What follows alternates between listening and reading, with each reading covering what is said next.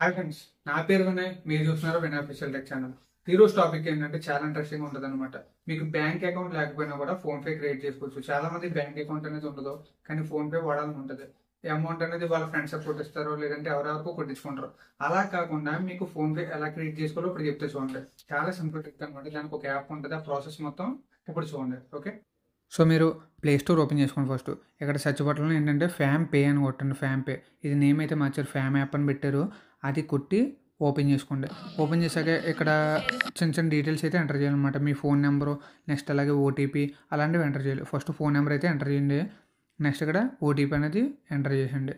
మీ పేరు ఆధార్ కార్డులో ఎలా ఉందో అదే నేమ్ అయితే ఎంటర్ చేయండి. అలాగే డేట్ ఆఫ్ బర్త్ కూడా ఎంటర్ చేయండి.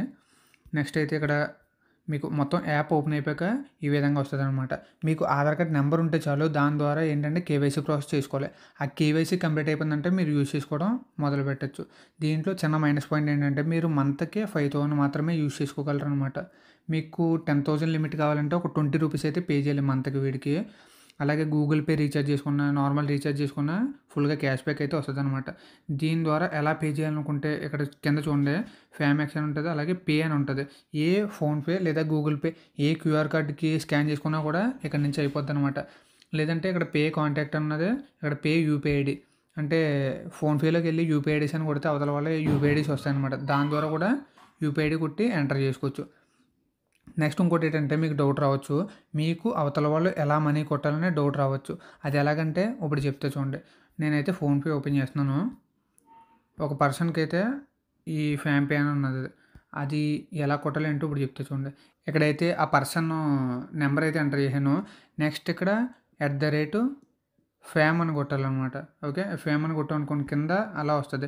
ఇక్కడ వెరిఫై అని వస్తుంది. అతని పేరు వచ్చింది అనుకోండి, వెరిఫై కొట్టి ఇక్కడ నుంచి మీరు ఎంత అమౌంట్ కావాలంటే అంత అమౌంట్ ఫామ్ యాప్ ఉన్న వాళ్ళకి ట్రాన్స్ఫర్ చేసుకోవచ్చు. ఈ ప్రాసెస్ అంతా మీరు చేసేది కాదు, అవతల వాళ్ళు మీకు ఏమన్నా అమౌంట్ కొట్టాలనుకోండి వాళ్ళకి ఈ ప్రాసెస్ అనేది చెప్పండి. మీ నెంబర్ కొట్టి @ఫామ్ కొడితే చాలు, మీ ఫామ్ యాప్లోకి డబ్బులు అయితే వచ్చేస్తాయి. ఓకేనా? సో ఇలాగైతే మీకు ఫోన్పే లేకపోయినా కూడా ఇలా యూజ్ చేసుకోవచ్చు అనమాట, ఫోన్పే లాగా ఈ యాప్ని. ఓకే, మీకు ఇంకేమైనా డౌట్స్ ఉంటే కనుక కామెంట్ చేయండి. ఇంకా ఇలాంటి వీడియోస్ కావాలంటే సబ్స్క్రైబ్ చేసుకోండి. అలాగే ఎవరికైనా ఉపయోగపడుతుంటే కంపల్సరీగా షేర్ చేయండి. Thanks for watching. బాయ్.